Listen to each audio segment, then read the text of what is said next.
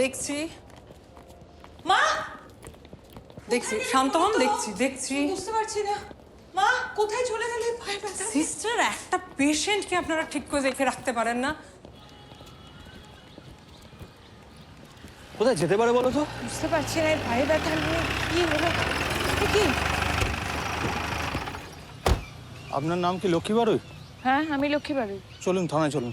কেন? চলুন না থানায় চলুন, থানায় গিয়ে কথা হবে। কি হয়েছে তো বলুন। চলুন থানায় চলুন। আসুন আসুন আসুন, এখানে আসুন স্যার।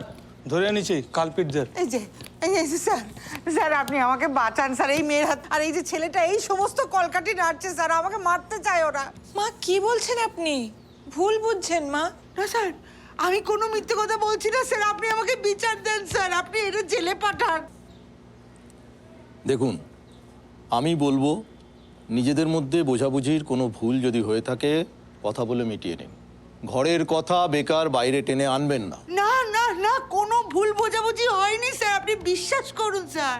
এই মেয়েটা একটা রাক্ষসীর হাত থেকে আমাকে বাঁচান স্যার। কি সব বলছেন আপনি? স্যার এই ছেলেটাও রাক্ষস।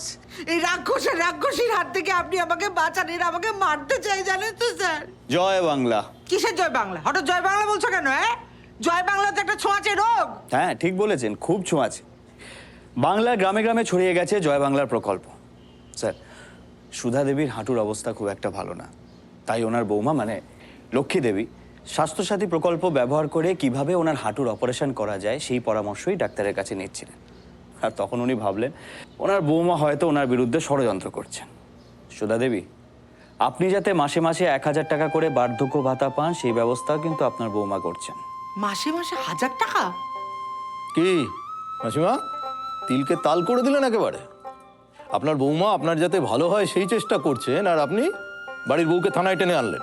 কেউ করে এরকম? কজন পায় বলুন তো এমন লক্ষ্মীমন্ত বউ? একটার পর একটা ঝামেলা। যান যান বাড়ি যান, এইসব ঝামেলা ছাড়ুন, শান্তিতে থাকুন দেখি। সুধা দেবী, অনেক তো অপমান করলেন আপনার বৌমাকে, এবার যান সসম্মানে বরণ করে ওনাকে ঘরে নিয়ে যান।